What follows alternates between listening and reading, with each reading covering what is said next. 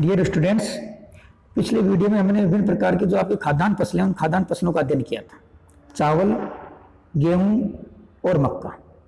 अब इस अगली कड़ी के अंदर हम लोग जो पेय फसलें हैं यानी चाय है, कहवा है, कॉफी है, कोको है, विभिन्न प्रकार की जो फसलें पेय फसलें हैं उन पेय फसलों के बारे में अध्ययन प्रारंभ करेंगे। तो सबसे पहले अपन लेंगे कहवा। कहवा जिसको साधारण भाषा में अपन बोलते हैं कॉफी। ये एक चाय की तरह एक पेय पदार्थ है। वर्तमान समय में विश्व के अंदर जो आधुनिक राष्ट्र हैं, जो विकसित राष्ट्र हैं, उन राष्ट्रों के अंतर्गत इसका प्रचलन काफी हो रहा है। आपने जगह जगह देखे होंगे विभिन्न प्रकार के जो कॉफी कैफे खुले हुए हैं। बड़ी बड़ी कंपनीज आज टाटा जैसी कंपनियां आज कॉफी कैफे के अंदर हैं, आ रही है मार्केट में। तो आप देख सकते हो किस प्रकार से इसका विकास हो रहा है। तो आधुनिक समय में इसका तीव्र गति से उपयोग बढ़ता जा रहा है। सर्वप्रथम कहवा अफ्रीका के पूर्वी भाग में से इथियोपिया के पठारी भाग में केफा प्रांत में एक वन्य झाड़ी के रूप में पाया गया था। यानी पहले एक झाड़ीनुमा पौधा था ये, बाद में इसका विकास किया गया। तो सबसे इसका जो मूल स्थान वो कौन सा है? इथियोपिया। इथियोपिया राज्य के अंदर जो केफा प्रांत है वो एक पठारी क्षेत्र है। उस पठारी क्षेत्र के अंतर्गत सबसे पहले जो कॉफी है आपके या कहवा है उसके पौधे प्राप्त किए गए थे।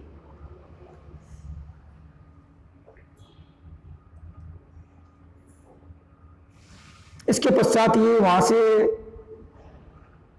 लाल सागर पार करते हुए अरब सागर सऊदी अरब तक गया। सऊदी अरब के बाद में ये वहां से यमन के अंदर गया।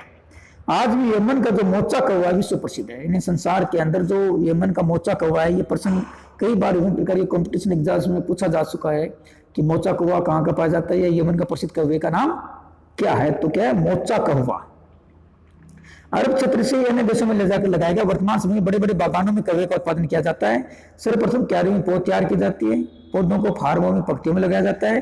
कहवे के पौधों को तेज धूप से बचाने के लिए केले जैसे छायादार पौधों को कहवे के साथ लगाया जाता है। यानी कहवे के जो पेड़ है वो पेड़ डायरेक्ट जो सनलाइट है उस डायरेक्ट सनलाइट से उसका बचाव होना चाहिए। यानी इसके ऊपर डायरेक्ट सनलाइट नहीं होनी चाहिए। कहवे का जो पौधा है 6-7 सालों में फल देना प्रारंभ कर देता है। कहवा में कैफीन नामक एक उत्तेजित तत्व पाया जाता है। तो इसके उपयोग से शरीर में कुछ समय के लिए स्फूर्ति आ जाती है। क्या जाती है? स्फूर्ति आ जाती है। कहवा का जो पेड़ है लगभग 9 मीटर तक ऊंचा हो जाता है। अब कहवे की किस्में, वैसे तो कहवे की मुख्यतः 2 किस्में होती है, अरेबिक कहवा और रोबस्टा कहवा। लेकिन एक लाइबेरिया किस्म भी अन्य किस्म है। तो पहले अरेबिका कहवा।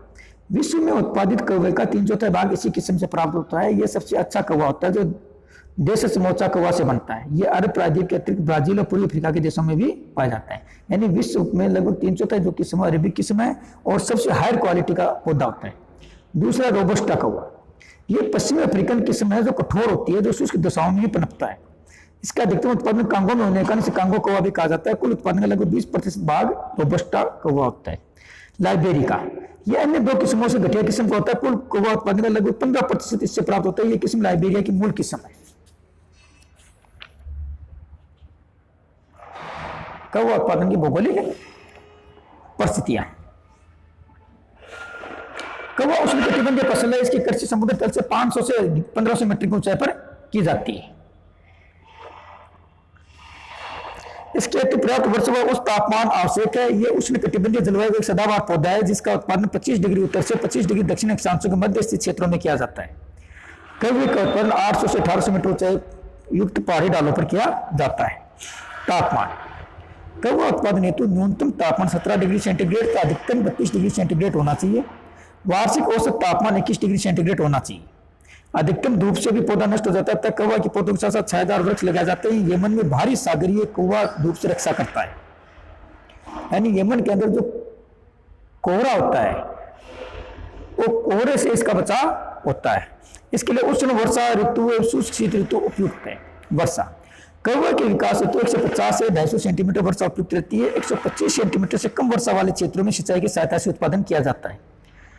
ताजा हवा और प्रकाश से कहवे के पौधे की वृद्धि तीव्र गति से होती है। मिट्टी, कहवा के उत्पादन से गहन उपजाऊ लोहांश यानी ऐसी मिट्टी जिसमें लौह युक्त अंश पाए जाते हैं उसकी आवश्यकता पड़ती है। जंगलों को काटकर तैयार की गई भूमि या लावा युक्त काली मिट्टी कहवा उत्पादन हेतु उपयुक्त मिट्टी होती है। धरातल, कवे का उत्पादन पहाड़ी ढालों पर किया जाता है ताकि वर्षा का जल जड़ों में इकट्ठा न हो सके। यह धरातल 600 से 1800 मीटर तक की ऊंचाई वाला होता है। जल के एकत्रीकरण से पौधे की जड़ें गलने लगती है तो ढाल युक्त पठारी भाग उपयुक्त होता है। श्रम, पौधों को काटने, फल तोड़ने, बीज निकालने, धोने, धूप में सुखाने आदि सभी क्रियाएं मनुष्य द्वारा की जाती हैं। अतः कवे के उत्पादन को अधिक सस्ते श्रमिकों की आवश्यकता पड़ती है। इस कृषि के अंदर मशीनीकरण बहुत कम है। उत्पादित कवे को बाजार में पहुंचाने हेतु परिवहन के साधनों और उपभोग की मांग में कवे के उत्पादन को प्रभावित करती है। कवे का उत्पादन, कवे का उत्पादन विश्व में कवे के प्रमुख उत्पादक क्षेत्र देश Brazil, Colombia, Mexico, Indonesia, Vietnam, Ethiopia, Uganda आदि।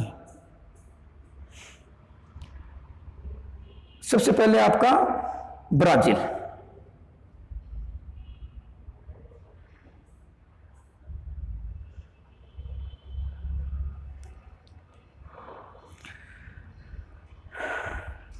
ब्राजील कवा उत्पादन में विश्व का प्रथम बृहत्तम उत्पादक देश है। ब्राजील में कवा के उत्पादन हेतु उत्तम जलवायु, परिवहन की समुचित व्यवस्था, लवा निर्मित उपजाऊ मिट्टी, व्यापारिक हवाओं के द्वारा पर्याप्त वर्षा आदि अनुकूल दशाएं पाई जाती हैं।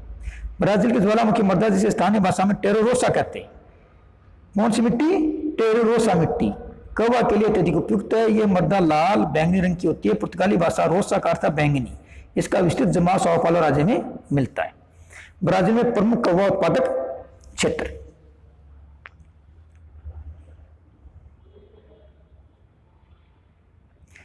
sao पाउलो और मिनास गेरास राज्य। ब्राजील के दक्षिणी भाग में स्थित इन राज्यों में ब्राजील के कुल कवा उत्पादन का 70% भाग उत्पादित होता है। यहाँ कवा का उत्पादन 300 से 915 मीटर की ऊंचाई पर पठारी और पहाड़ी भागों पर होता है। ब्राजील के अंदर सर्वाधिक कवा उत्पादक राज्य sao पाउलो है। इन क्षेत्रों के अंदर बड़े बड़े जो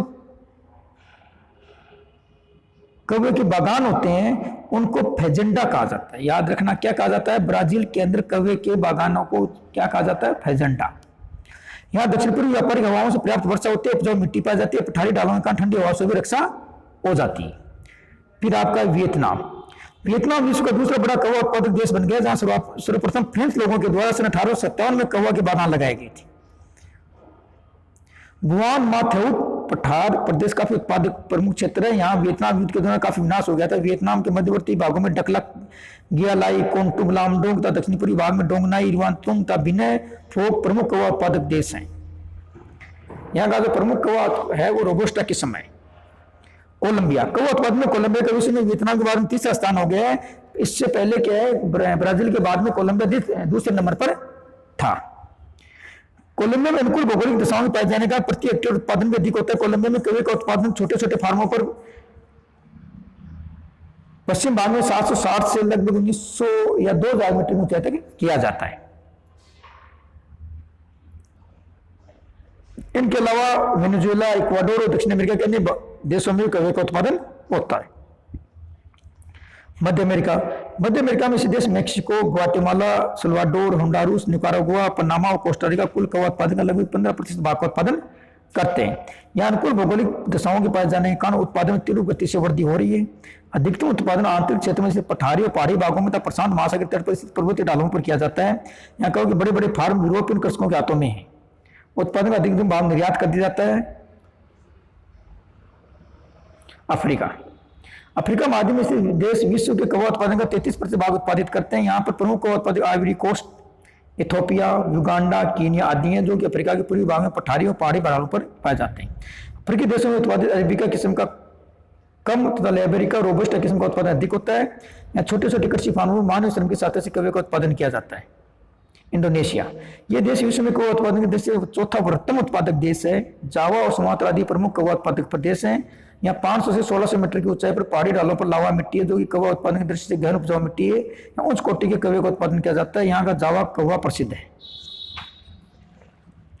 भारत में सर्वप्रथम कवे का उत्पादन कर्नाटक में एक पहाड़ी पर, बाबा बुदन की पहाड़ी पर, मक्का जो सऊदी अरब के मक्का है प्रदेश है, उसमें एक मुस्लिम संत बाबा बुदन द्वारा किया गया था। बाबा बुदन के नाम पर इस पहाड़ी का जो नाम है वो अब बाबा बुदन की पहाड़ी कह दिया गया है। और आपने पढ़ा होगा तो लोहा उत्पादक के लिए भी पहाड़ी बहुत अधिक प्रसिद्ध है। उसी के नाम पर आज विश्व में कुल कवा उत्पादन का 2% क्षेत्र पाया जाता है। भारत में उत्पादित कवे का 99% भाग कर्नाटक, केरल, तमिलनाडु में होता है, जिसका 70% उत्पादन के लिए कर्नाटक राज्य की पहाड़ियों पर किया जाता है। आंध्र प्रदेश में वर्तमान समय में सरकारी सहयोग की सहायता से फार्मों पर कौवे का उत्पादन किया जा रहा है।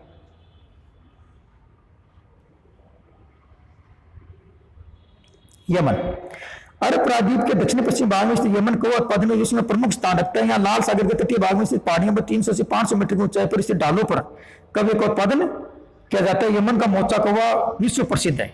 कौन सा? मोचा कौवा।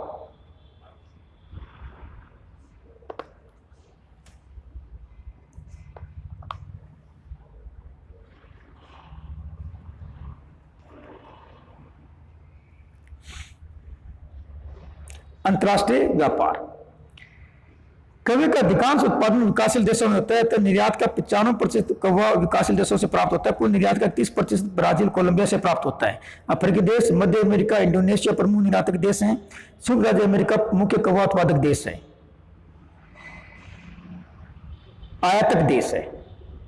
यानी ब्राजील, कोलंबिया, इक्वाडोर, यमन ये प्रमुख निर्यातक राष्ट्र है। संयुक्त राज्य अमेरिका प्रमुख आयातक देश है। इसके अलावा जापान और यूरोपियन देश भी कौवे के प्रमुख आयातक देश हैं।